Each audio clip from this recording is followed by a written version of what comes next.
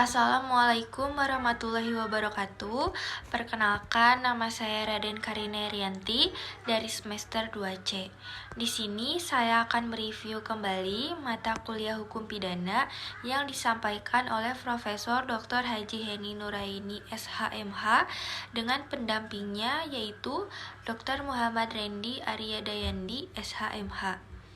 Materi yang telah disampaikan tadi yaitu mengenai hukum pidana. Hukum pidana atau Strafrecht merupakan hukum publik yaitu mengatur hubungan hukum antara individu atau perseorangan dengan negara. Hukum pidana dibagi dalam hukum pidana material dan hukum pidana formil. Menurut Profesor Moljatno, hukum pidana material terdiri dari yaitu yang pertama, perbuatan pidana atau criminal act. Yang kedua, pertanggungjawaban pidana atau criminal responsibility. Yang ketiga, sanksi pidana atau criminal procedure.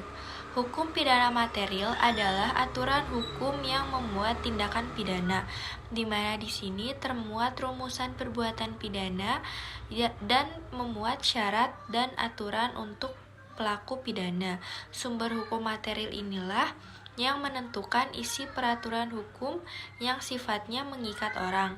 Dikatakan mengikat karena aturan ini berasal dari pendapat umum, hukum, masyarakat, kondisi lingkungan, sosiologi, ekonomi, moral, politik hukum, dan lain-lain.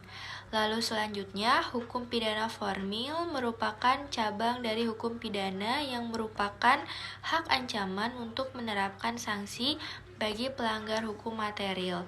Contoh KUHP Kitab Hukum Acara Pidana. Fungsi hukum pidana ada dua, yaitu yang pertama, fungsi umum merupakan fungsi yang mengatur hidup masyarakat atau menyelenggarakan tata dalam masyarakat. Yang kedua yaitu fungsi khusus, melindungi kepentingan hukum terhadap perbuatan yang memperkosanya dengan memberikan sanksi yang sifatnya lebih tajam dibandingkan dengan sanksi dari cabang hukum yang lainnya, preventif atau pencegahan. Sekian review singkat dari saya tentang hukum pidana. Mohon maaf bila ada kesalahan. Wassalamualaikum warahmatullahi wabarakatuh.